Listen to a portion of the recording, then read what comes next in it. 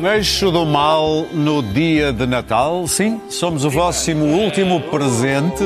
Estamos aqui hoje armados em Grinch para vos tirarmos dos sonhos de azevinho e voltarmos à terra. É bonito, não é? E hoje temos o balanço dos debates para as presidenciais, temos o cartaz de Chega e os ficheiros Epstein. Portanto, uma ceia cheia de verdadeiros sonhos de Natal.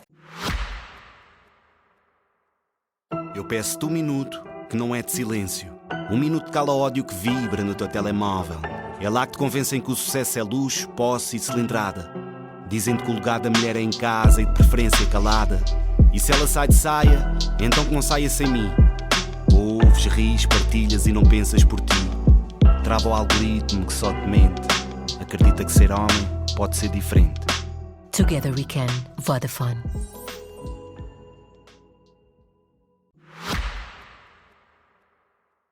Os debates para as presidenciais terminaram na última segunda-feira, ufa, com o frente a frente entre Marcos Mendes e Gouveia e Melo.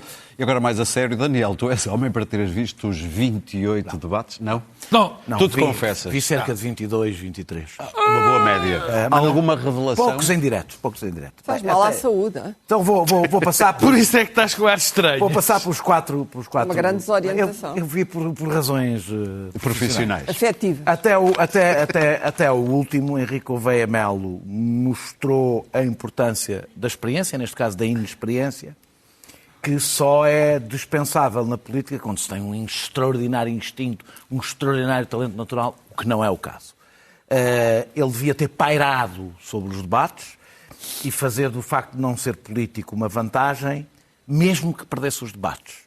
Eu acho que, seja porque lhe deram maus conselhos, seja porque é muito vaidoso, decidiu que estava em condições de jogar o campeonato dos outros. Eu já vou ao último debate, porque aí eu acho que as coisas mudaram um pouco. António José Seguro esteve bem nos debates. Na realidade, eu acho que foi quem esteve no conjunto, talvez pelas expectativas não serem propriamente alucinantes. Foi para mim o que surpreendeu mais. Seguro e alucinantes na mesma frase. Excitante, não queres saber utilizar Na realidade, começou a fazer nos debates o que o Luís Marcos Mendes faz desde o início com o PSD, começou a fazer com o PS, que é falar para a sua base e segurar a sua base, que é o que se faz numa primeira volta. Não me fio nas sondagens, até porque têm sido bastante contraditórias, mas pode ser, não sei, que António José Seguro, com esta leva de debates, não só por mérito próprio, também por desmérito do Almirante, possa ter conseguido chegar ao grupo dos 4 que luta pela ida à segunda volta. André Ventura, apesar de ter sempre as melhores audiências e estar bem nas sondagens, eu acho que perdeu centralidade no conjunto destes debates. Talvez porque, não como lhe correram, mas como há outras incertezas, muitas, nestas eleições presidenciais, e, portanto, notou-se que, como perdeu, isso radicalizou ainda mais o discurso. Se isso vai correr bem ou mal, não faço previsões, até porque várias vezes disse que ia correr mal e correu bem. Luís Marcos Mendes, que é o que tem de longe mais experiência política e de televisão, confirmou que é o especialista da política em minúscula. Eu não estou a dizer política dos assuntos pequenos, não é disso que eu estou a falar. É assim. Minúsculo, então, pequeno. Não tenho. Eu não faço esse género. Não, porque sinceramente não me ocorreu sequer. Não me que é ocorreu. isto? Não me ocorreu. Baixa política. Pá, Luís Pedro. Eu juro que... Então, também tu, pá. Juro. Não tinha medo de... Se continuarmos no tema, Para dar um exemplo. é infinito, não é? Para dar um bom exemplo, política para a juventude. É preciso um jovem no Conselho de Estado. É assim, Marcos Mendes, é isto. Nunca foi mais do que isto. Aliás, bastava ouvir os comentários dele. O debate de segunda-feira foi atípico. O último. Eu não sei se... Provavelmente Henrique Gouveia Melo não ganhou um voto naquele debate. Provavelmente até perdeu, até se desgastou. Aquele é um trabalho que costuma ser feito por candidatos mais pequenos, que não estão a lutar pela vitória e costumam ir aos grandes fazer estes estragos. Foi ele que foi fazer, mas eu acho que foi, independentemente do estilo, importante. Porque há um lado de Luís Marcos Mendes que vivia na bolha, que estava na bolha. A bolha conhecia, odeio a expressão, mas vou usá-la. A bolha mediática e política, e que passou para fora dela. como é suposto acontecer então em presidenciais, em que as personagens têm que estar muito expostas, que é que nos últimos 10 anos o que Marcos Mendes fez foi lobby. Não é crime. Eu nem sei se tem algum tipo de problema ético, cada um terá as opiniões sobre isso, até são mais políticas do que outra coisa. Sim. Agora, é seguramente relevante, quando vamos eleger um Presidente da República, saber se até ser Presidente da República foi lobbyista, porque isso cria os seus limites. Que tenha sido um candidato desesperado, provavelmente foi pelo desespero de Henrique Gouveia Melo que isto virou tema. E talvez não tenha sido da melhor forma, mas tinha que acontecer e era inevitável que acontecesse, e apesar de tudo, prefiro que tenha sido o Almirante a fazê-lo do que André Ventura. Eu esqueci-me de dizer uma coisa sobre António José Seguro. Se ele conseguir chegar ao grupo dos 4, isto pode ter um fenómeno, que é o voto útil da esquerda, que é mais ou menos um terço dos eleitores, aqueles que querem votar útil à esquerda, porque não querem uma segunda volta. Já o elegeste como candidato de esquerda outra vez? Não, eu não elejo ninguém. Eu disse quem quer votar útil. Que não querem uma segunda volta do candidato da direita e do governo e o candidato de extrema-direita. O que estiver melhor colocado dos dois, Henrique Gouveia Melo ou António José Seguro, tenderá a roubar votos ao outro. Veremos se essa dinâmica acontece. Luís Pedro, Sim. não queres falar sobre o balanço dos debates presidenciais? Não. Está muito interessado. Passava bem sem isso. Se insistes. Bom, eu também vi bastantes debates e acho que sim. Acho que no final dos 28 debates os resultados é que estão 4 empatados, não é? Portanto, o impacto foi brutal. Foi extraordinário, de facto. Eu acho que, enfim, o modelo competitivo entre as televisões levou a que se tenha chegado a este ponto. Absurdo. Este modelo, repetindo-me, que não sei se é muito benéfico para a própria democracia. Porque isto, no fundo, é debates, vezes comentadores e notas a dividir por sondagens igual a incógnita. Porque... Gostaste? Belo! Grande Viste equação, este meu entusiasmo? É preciso António José Seguro. Porque, efetivamente, eu não sei se isto leva a uma proliferação de debates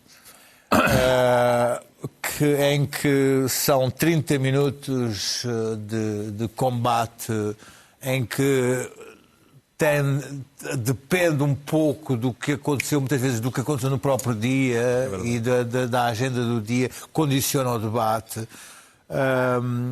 O próprio moderador e o papel que o moderador tem da televisão em causa e da sua capacidade em dominar ou querer condicionar o debate ou não. E depois temos a questão de que as pessoas, elas próprias, como sabem que vai ser dada uma nota e os comentadores vão... Eu acho que há pessoas que só veem a nota já. Os comentadores vão dar as notas. Não se dão ao trabalho de estar a ouvir aquilo criticamente porque alguém vai fazê-lo por elas. Eu já me dei a fazer isso. Bom, deixa cá ver depois o que é que eles dizem sobre o assunto. E depois acontecem coisas extraordinárias, que diferentes televisões dão diferentes notas completamente diferentes. Quer dizer, a possibilidade de ângulos e de vitórias e derrotas e derrotados e vitoriosos de um único debate são enormes. Este modelo em si é um pouco trágico, não sei se é mesmo este o caminho que devemos levar, porque dizem, bom, mas agora a campanha eleitoral vai ter possibilidades de mudar muita coisa. Estamos a falar de 15 dias de janeiro à chuva e ao frio e ao vento, em que os candidatos vão fazer um roteiro de carne assada e comentar o assunto do dia quando lhe puserem o microfone à frente. Mais uma vez são os jornalistas que decidem a agenda porque é isso que vai acontecer. Portanto, eu não estou a ver como é que essa campanha eleitoral, que tem tudo para ser um pouco patética, porque nem arruadas, nem pavilhões gimnodesportivos vão ser enchidos. Não há nenhum entusiasmo por esta campanha eleitoral, nem nenhum entusiasmo por nenhum candidato, nem nenhum entusiasmo por estas eleições. Portanto, eu volto a dizer que o modelo é fraco, o entusiasmo é nulo e o presidente a ser eleito será... Fraco e à nulo. medida fraco e nulo. Pedro? Bom, eu tenho que dizer que, quer dizer, tirando uma exceção, e que já lá vou, que é Gouveia Mel, como é evidente, estes debates todos contaram, na minha opinião, para zero. Praticamente zero.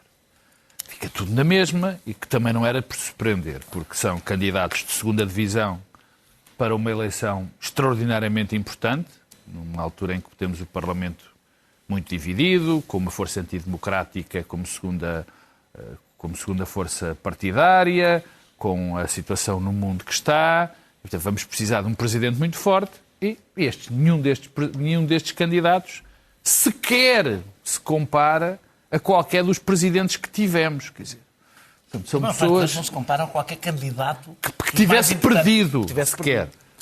Depois, e isto é tão evidente da mediocridade destes candidatos que nem sequer o campo político deles conseguem albergar. E se isto estava assim no princípio dos debates, continuou assim agora. Provavelmente António José Seguro aumentou um bocadito e tal, mas está praticamente igual. E dentro deste campo da questão dos debates, eu acho que os debates, já repito, não contaram para... Enfim, só contaram por causa de Gouveia Mel, repito que já lá vou, mas as sondagens vão ser muito importantes e estão a ser muito importantes. E isto não é um apelo, porque não são necessários apelos nenhuns. É preciso muito cuidado destas empresas com aquilo que estão a fazer e que vão fazer. Porque desta vez vão contar mesmo muito, muito, muito, muito. Porque as tendências, a questão dos votos úteis e tudo mais, vai ser muito decidido pela sondagem. Não venderem track pools como se fossem sondagens. Isso então, nem me tinha lembrado dessa, mas essa, de facto, tem tudo a ver. Mas há aqui um dado que eu acho o mais preocupante, que é... Não, primeiro deixa-me ir a Gouveia Mel. Gouveia Mel mostrou aquilo que ninguém estava à espera. Nós aqui atrasado, há pouco tempo, enfim, tínhamos Gouveia Mel ou como presidente ou como o maior candidato à segunda volta. Não éramos só nós, quer dizer, a maior parte das pessoas achava. E hoje? E ele hoje percebeu-se duas coisas em relação a Gouveia Mel. Nem toda a gente quer fazer política, não é assim uma coisa tão fácil como as pessoas pensam. Não é dizer meia dúzia de coisas. É uma coisa que exige profissionalismo, que exige conhecimento, que exige experiência. Portanto, isto de ser político não é uma brincadeira. E segundo, eu, francamente, depois de todos os debates, que agora já conhecemos Gouveia Mel, eu não percebo como é que aquele homem e as pessoas que o rodearam sequer imaginaram que ele podia ser Presidente da República. Porque, quer dizer, é evidente a inexistência de preparação em qualquer dos campos. Eu, aliás, chego a pensar que se calhar alguém vai cair em si e dizer assim, Henrique, desiste lá, porque para isto teres 9 ou 10%, isto vai ser uma vergonha. Por último, para terminar mesmo, os presidentes da República na nossa democracia foram sempre uma espécie de provedores do cidadão. Eram pessoas com uma carreira de tal maneira relevante que havia uma certa ligação. Nas legislativas ou nas autárquicas nós votávamos pelo menos mal. Normalmente até o fazemos, em muitas circunstâncias. Para os presidentes da República nunca foi assim. Nós votávamos positivamente porque queríamos ter.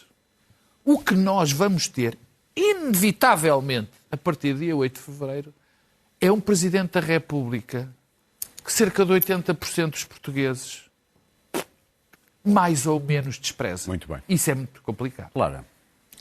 Bom, o essencial está dito. Eu tentei ver alguns debates. Nada de substantivo ou importante Todos foi dito iguais, em nenhum era o que debate. esperávamos deles. Os debates criaram confusão nas cabeças e foram analisados subjetivamente. Cada um projetou no candidato as suas frustrações e os seus méritos.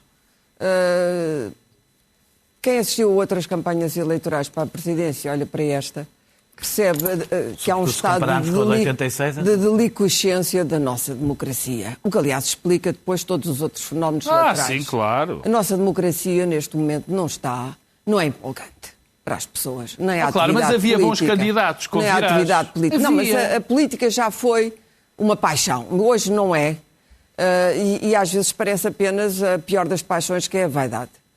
O que é que estes debates fizeram? Eu não vi uma pequena parte, alguns verdadeiramente abomináveis na sua infinita mediocridade, em que tudo aquilo... Aquele do Coutrinho com o Ventura foi uma coisa... O Ventura com aquele Jorge Pinto, uma coisa abominável, e até deprimente, para dizer a verdade. Verdadeiramente deprimente, a linguagem, o insulto, tudo aquilo, enfim. Eu não estava habituada a ver numa campanha presidencial este tipo de linguagem, mas agora ela instalou-se. E instalou-se até também em alguns comentadores, o que é curioso. O que é importante é perceber que o Almirante não tem um pensamento político coerente e organizado, coisa que eu suspeitava desde o início e já o tinha dito.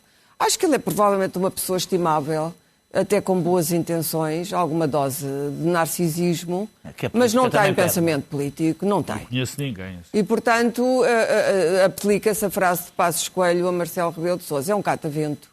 E, portanto, andou ali entre alguns saudosismos que nós reconhecíamos imediatamente como do antigo regime, até começar a citar o socialismo como a sua grande força e iluminação. Enfim, tudo isto soa um pouco oco, e claro que neste tipo de conluios, alguém como Marcos Mendes, que é um operador habituado, brilha mais que os outros, porque é mais bem educado, porque não deixa o discurso cair naquelas patetices em que outros deixaram arrastar porventura e etc. Seguro é seguro. A grande vantagem de seguro é aquilo que os próprios passistas reconhecem, que é um homem que não está ligado nem ao empresariado, nem a grupos de interesse, nem a nada. De facto, chama-se lobbying. Eu não acho que o lobbying, toda a gente faz lobbying na sua vida. Não, lobbying há lobbying empresarial, negocial, e há o lobbying todos os dias, em que tu metes uma influência, pedes um favor. Isso é tudo lobbying. Isso pela vida profissional, ganhar dinheiro por isso. Agora, sim, mas quer dizer, eu não acho que isso seja mau. Temos que decidir. O posto presidencial é, evidentemente, o centro de lobbying. Foi sempre. Quer dizer, para quem assistiu a outras presidências, sabia os cruzamentos de influenciadores, como se diz agora, que havia ali na figura do presidente. Quem é que tinha acesso, quem é que não tinha acesso, quem é que o presidente escutava, quem é que o presidente não escutava. É preciso uma figura presidencial muito forte, que não seja suscetível, que não seja permeável a interesses externos ou cumplicidades. Aí Marcos Mendes pode vir a ter algumas falibilidades.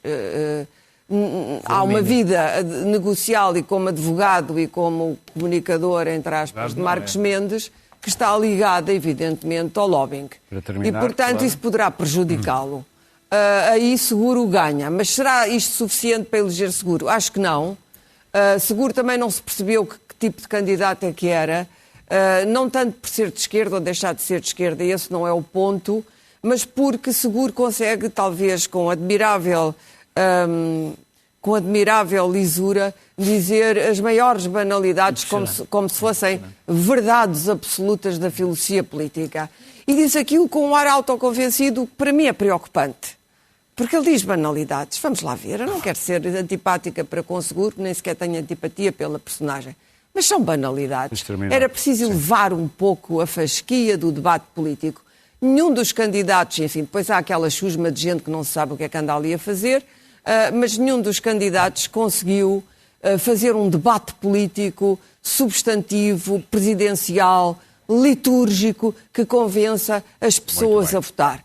O que é que isto dá? Que as pessoas dizem, como dizia uma senhora no café outro dia, olha, não gosto de nenhum. Deixa-me só dizer uma coisa em relação a isto. É que, por causa da degradação de algum pessoal político, não é bem assim.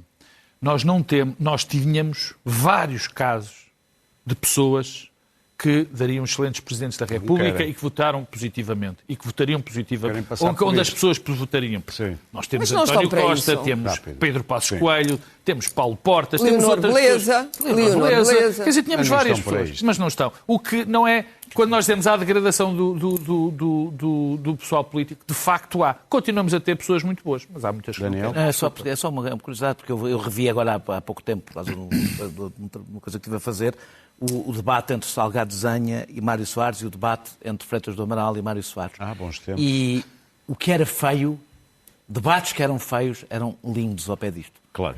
É um debate. Vamos avançar para o nosso Eram segundo feios, eram tema. fortes. Vamos falar Bom, da Soares decisão com da Freitas, Justiça que quer que o Chega retire o chamado cartaz dos ciganos. Pedro Marcos Lopes, a vitimização já começou por parte de... Deixa-me só... Ainda sobre o simples facto de anterior? nós estarmos a discutir isto como tema político, diz tudo, reconfirma tudo o que foi dito anteriormente. Sim. Pedro, estava a falar da vitimização de que André Ventura já veio como argumento desta decisão da Justiça. Acho que é absolutamente indiferente, que é para mim e acho que devia ser para toda a gente. Quer dizer, não me interessa. Nós temos de acabar com esta história de que tudo o que pode beneficiar André Ventura não se faz. Oh, valha-me Deus, nós temos uma lei, temos uma Constituição, temos tribunais, temos instituições. Se as pessoas acham que o homem está a dizer aquelas coisas, diz muito bem, mas que aquilo é contra a lei, as pessoas é que sabem. Aliás, eu sempre a falar aqui sozinho digo, são as pessoas que elegem André Ventura. São eles que acham, pelo menos não se incomodam de que André Ventura tem um cartaz manifestamente racista. Aquele cartaz sobre os ciganos é um manifesto racista. E dentro da nossa Constituição nós temos vários direitos. E nas democracias ocidentais temos vários direitos que temos como fundamentais. Um deles é o direito da liberdade de expressão. Mas há outros. Há o direito ao bom nome, há o direito à honra, há o direito à dignidade. E o que ali se faz? Além do que a juíza diz, porque a juíza diz, enfim, muito bem, que agrava o estigma e preconceito que as comunidades já são alvos na sociedade, fomentando a intolerância, a segregação, a discriminação e, no limite, o ódio. É tudo verdade. E sendo isto contra a lei, o senhor tem que tirar aquilo, porque a liberdade de expressão, de ser racista, de apelar aos piores sentimentos, não é liberdade de expressão, é outra coisa. Limite, não é? E há aqui outro problema grave. Não sei se eu não li a sentença toda, peço desculpa, só li partes. O século XX, para não ir muito longe, ensinou-nos uma coisa absolutamente terrível, que é a questão da culpa coletiva.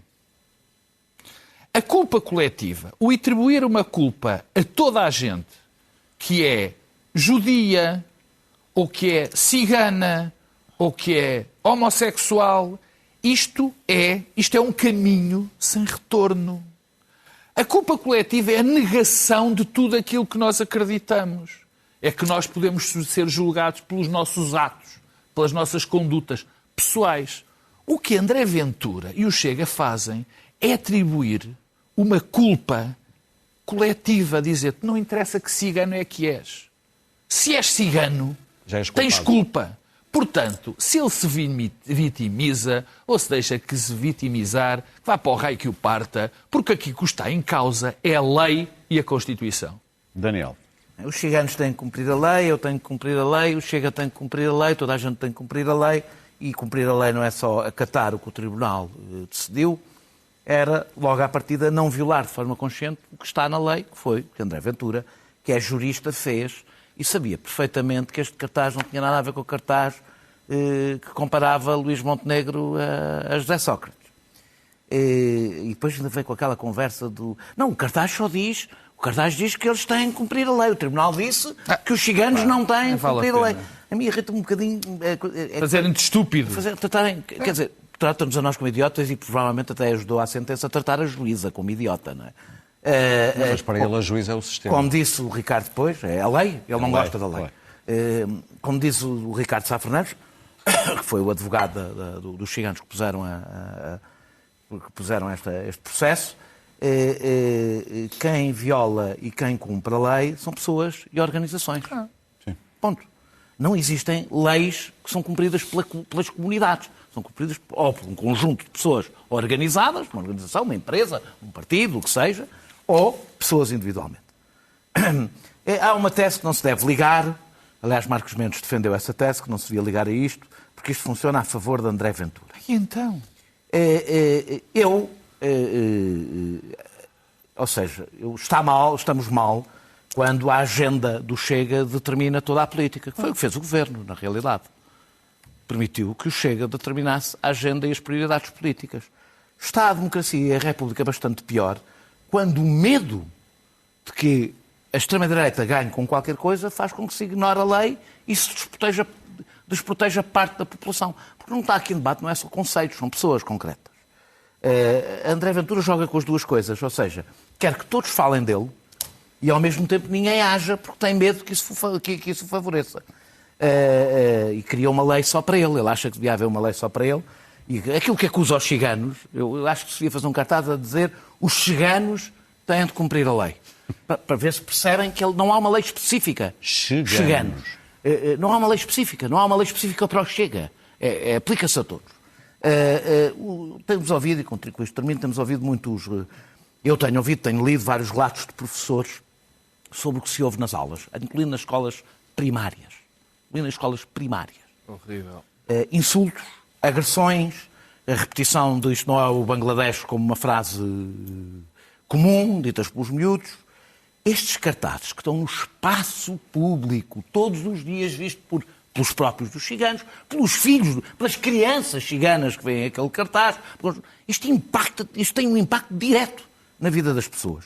Eu estou convencido, vou dizer uma coisa um pouco forte, que se houvesse um holocausto cigano, houve, chama-se Poremos, se houvesse um holocausto cigano, a maior parte da população aceitaria e até aplaudiria.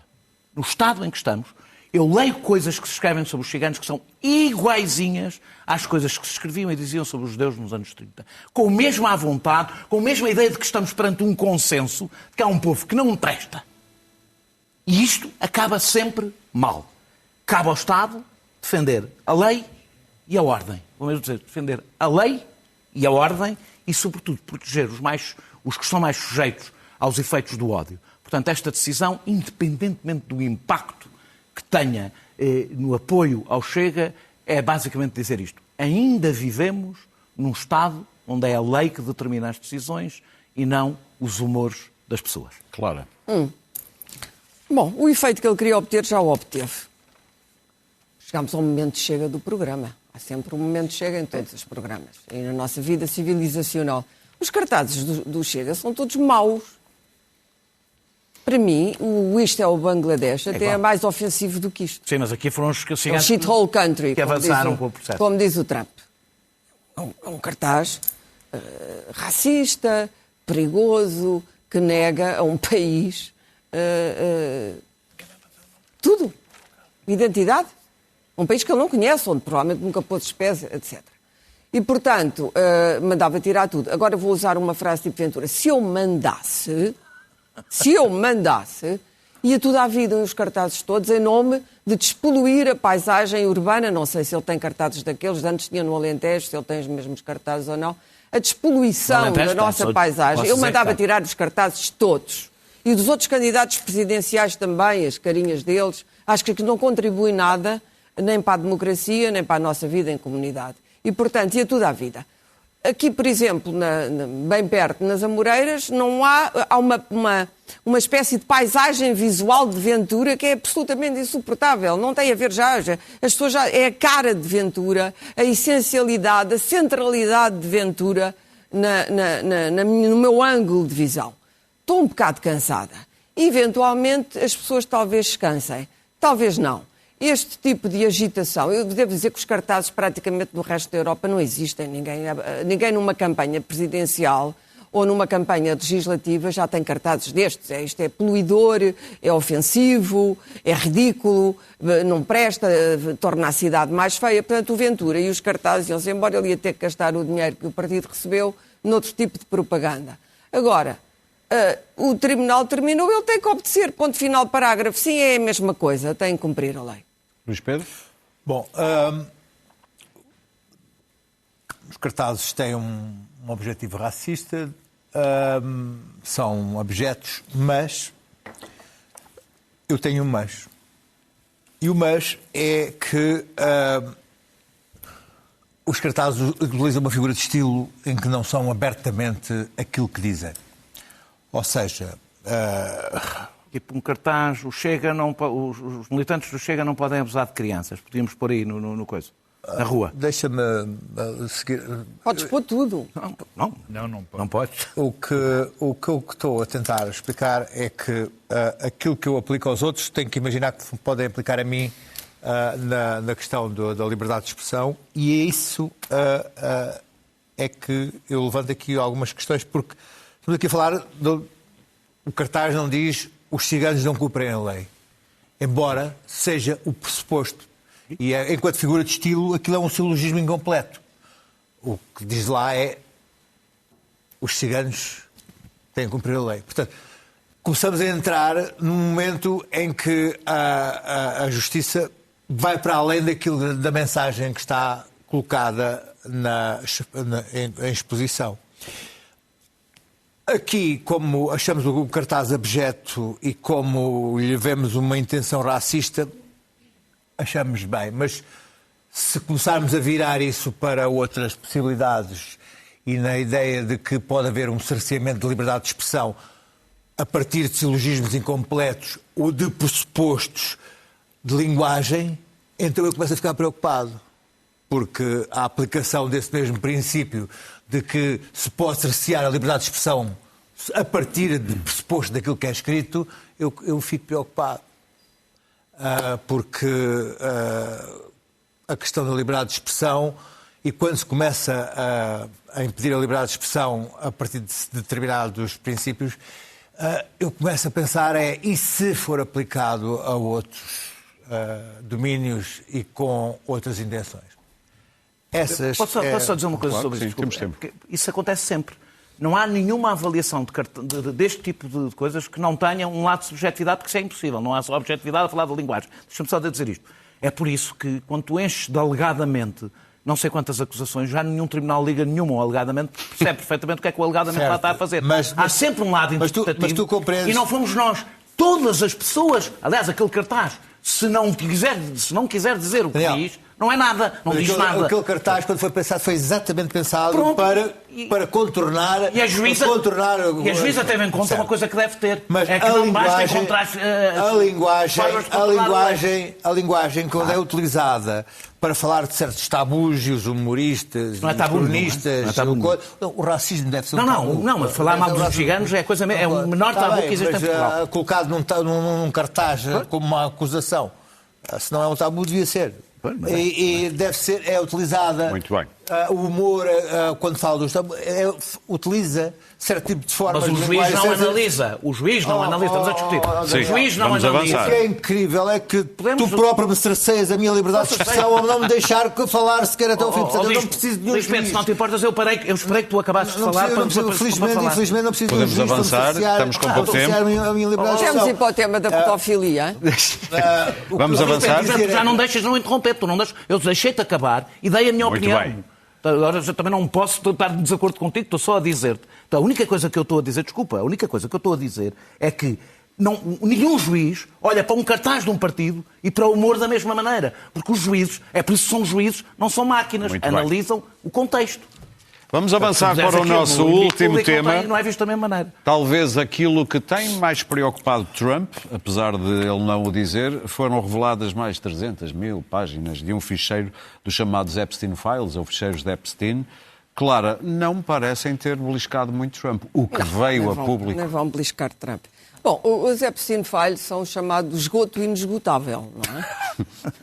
O inesgoto. O esgoto inesgotável. O inesgotável. Uma daquelas brincadeiras que fazia o grande Alexandre O'Neill. Exatamente. É um esgoto inesgotável. E, portanto, o surpreendente, ninguém estava à espera que o Departamento de Justiça fosse pôr cá fora as fotografias. Aliás, até apareceram umas numa gaveta num site e foram logo retiradas. Mas também ninguém se espantou muito com Clinton, não é? Clinton, enfim, Clinton que conhecia Epstein de passagem, todos eles, aliás, só conheciam Passou Epstein. pelo jacuzzi. O poder extraordinário que Epstein tinha sobre esta gente é que talvez devesse ser melhor investigado e que não tem só necessariamente a ver com pedofilia, tem a ver com dinheiro e com lobbying e com círculo de influências. Quer dizer, estava lá tudo. Estava lá tudo. E ainda vão aparecer mais. Ainda não apareceu o famoso primeiro-ministro que é acusado no livro de Giuffre de ser um bruto e de se viciar, que toda a gente acha que é o Barak, a grande figura trabalhista de Israel, da esquerda, é preciso ver. É o de Barak. Da esquerda israelita. Para não confundar, não é o Barack Obama. Não é o Barack Obama. Quer dizer, eu, por exemplo, quando vi Chomsky no avião, fiquei um pouco inquieta. Enfim, o grande moralizador da vida política e da vida social americana, um homem inteligente, sem dúvida, e aparecer ali naquele molho, mas aparece o Bannon, aparece toda a gente. Claro que Trump também lá está. Não esqueçamos que isto tudo começa, a Virginia Giuffre, aquela que aparecia a abraçar, aquele famoso, havia o Rantanplan, o cão mais estúpido de todo o Oeste. O príncipe André era o príncipe mais estúpido da história da realeza britânica. E talvez até da europeia, se quisermos ser mais abrangentes, como se diz agora. E, portanto, o André, que não conhecia aquela menina de lado nenhum, que é uma adolescente, claramente, aparece abraçado a ela. E essa Giuffre escreveu um livro de memórias, uma pessoa, obviamente, muito traumatizada. Que se matou. Aquilo é terrível, não é? Não pode ser visto. Ora, toda esta gente deslizava pela sala de jantar de Epstein, a piscina, o jacuzzi, que não é uma piscina, o Clinton primeiro está no jacuzzi, o avião, a famosa ilha do Dr. Moreau. Ou seja, toda esta gente deslizava. O único que disse alguma coisa mais verdadeira foi o Woody Allen, que chamou aquilo o castelo do Drácula, não é?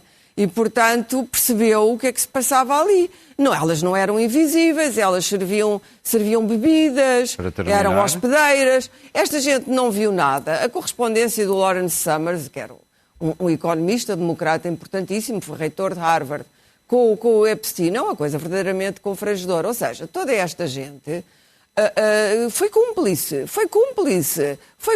dos crimes, foi cúmplice da teia de influência de Epstein.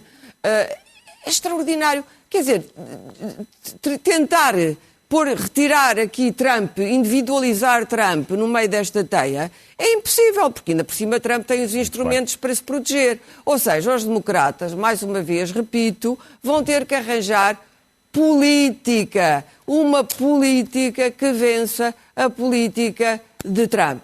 Vão conseguir, tenho as maiores dúvidas. Às vezes esquecemos muitas vezes das fraquezas humanas, o dinheiro, sobretudo, aquela quantidade de dinheiro, aquelas ilhas, aquelas casas. Pedro, não era só o dinheiro, aquelas meninas eram atraentes. Eu já achei... Dinheiro e mulheres, como dizia o holandês dos portugueses. Eu comecei por... Não, e vinho e mulheres. Eu comecei por falar do dinheiro ser extraordinariamente fascinante para quase todas as pessoas, uma quantidade de dinheiro, as casas fantásticas, as raparigas muito bonitas que andavam por ali, bastante disponíveis. Tudo isto é extraordinariamente apelativo, digamos assim, quer dizer... Poucas pessoas resistem a um conjunto, a um cenário daqueles. E depois, há uns indivíduos que gostam mais de fazer concursos de quem é que é o mais badalhoco. É normal. Acontece muito. O problema é também meninas abaixo da idade. O problema é quando tu entras... Não sei se também não haveria. O problema é quando tu entras neste tipo de fascínio tal... que o dinheiro e aquele poder te parece que tudo é permitido. E aquele homem faz com que se gere um mundo em que tudo parece permitido. Sim. E que as raparigas, se calhar... Sabes que há um quadro famoso da antiguidade chamado Susana e os Velhos. Olha, exatamente. Que é uma história bíblica. Exatamente. Depois, 17 anos ou 20 anos também... lá estás tu a exagerar, eu não sei. Não, mas algumas tinham 14 e 15, sim, mas lá está. Mas depois, como nos dossiês está tudo misturado, tu não sabes quem é que teve com as de 14 e de 15, quem não estava com as 17 ou as 18, quem é que se senta no colo... A favorita é em Windsor. Exatamente, quem é que senta ele a mostrar a rapariga, é tão estúpido aquele homem. Ou seja, o André levou a malta toda para o Windsor. Ou seja, era este tipo de ambiente, tocou a toda a gente, aquela gente vivia, há um fascínio com isto. Aliás, o Woody Allen até tem piada, ele diz aquilo, ia lá um jantar, estavam lá umas pessoas e tal, quer dizer... Mas isto criou-se este do Castelo do Drácula, acho que diz alguma coisa, não é? Mas o Castelo... Exatamente. Exatamente. Bom, que o Drácula tinha aquelas senhoras... Seja como for, está montado este grande concurso dos badalhocos. E quem vai pagar? Sabes quem é? Vão ser os venezuelanos. Porque cada vez que aparecer... Cada vez que aparecer mais uma fotografia... dizer é que é preciso desviar a atenção. Claro, isto é a velha história daquele filme do Robert De Niro. Era dos albaneses e dos tipos que tinham os sapatos pendurados. Os venezuelanos... Manobras da Casa Branca. Sim, os venezuelanos vão levar com as meninas e os meninos e com tudo o que aconteceu. Que é preciso abanar para o lado. Abana o cão em vez da cauda. Exatamente. É a coisa que eu mais citei. Wag the dog. O que vimos foi a procuradora Pam Bondi a dizer que não havia Epstein Files, depois finalmente a reconhecer, Trump a reconhecer que havia de facto qualquer coisa via ficheiros, e estamos a ver este dump de milhares de páginas altamente censuradas, em que cria a ideia de que há uma proteção a Trump e que faz com que se tenha a sensação que o procurador está a proteger o presidente, o que só faz com que a própria base MAGA, que tem um prurido muito grande em relação a este caso, não vá perdoar nem vá largar esta questão do Epstein Files. Mas temos também a criação deliberada de uma confusão, porque há fotografias que estão completamente descontextualizadas, há fotografias que não são da ilha, há fotografias que não se sabe onde são tiradas, há fotografias que podem ser pessoas que tiraram uma fotografia com o Epstein, sabe-se lá a que propósito, e estão ali colocadas e atiradas sem ser por nada, e que são lançadas aqui nesta confusão para criar... Luís Pedro, a reputação do Epstein estava em toda Manhattan. Não era possível não saber a reputação dele. Sim, a Tina Brown, de editora da New Yorker e editora da Vanity Fair, dizia: eu também fui convidada para ir lá jantar e nunca fui. Disse: Deus me livre de me apanharem no jantar desse tipo que é um pedófilo. Às vezes podes não estar Sabia-se. Ele fazia reuniões com cientistas e fazia... Quer dizer, o facto...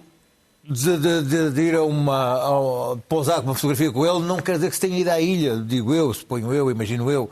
Eu imagino que a quantidade de libertar centenas de fotografias descontextualizadas é mesmo para criar uma confusão no sentido de tentar, quanto a mim, proteger aquele que é o homem que neste momento está debaixo daquela tinta preta e que se quer proteger a todo custo, que se chama Donald Trump. Trump não vai conseguir libertar-se deste caso e mais dia menos dia a tinta preta acabará por sair, porque é impossível não escondê-lo debaixo de tanto marcador. Muito bem. Quase que íamos ter tempo para notas, mas infelizmente acho que não. Daniel. Bem, a gestão aflita que Casa Branca tem feito, com anúncios de transparência, recuos, documentos que estão cortados, documentos que têm cortes extensíssimos, material que é publicado e depois retirado. A melhor maneira é de espalhar por todo o lado para na realidade não salpicar ninguém. Faz lembrar o caso Casa Pia. Exatamente. O grande argumento para alguns cortes é a proteção das vítimas. É difícil, não sei porquê. Tenho uma certa dificuldade em imaginar Donald Trump e dizer: não, isso não. Isso não, porque isso pode lixar a vida. O primeiro pensamento dele. Foi a primeira pessoa: olha as vítimas, olha que estão cuidado com as vítimas. Ainda por cima são tantas, não é? Exato. Donald Trump disse aquela frase conhecida, não é? Que podia dar um tiro a alguém na Quinta Avenida que não perdia um voto. nada lhe aconteceria. Agora, o problema deste... Mas não é por isto, affordability. Não, affordability. já lá vou. Essa é que é a palavra. Já lá vou, mas isto causa dano. Porquê? Porque não sei se causa dano no grande eleitorado, mas causa dano numa base mais militante dele, que desenvolveu longas teorias da conspiração em torno disto. Em que a pedofilia, ainda para mais, está sempre nessas teorias. Sim, e esta...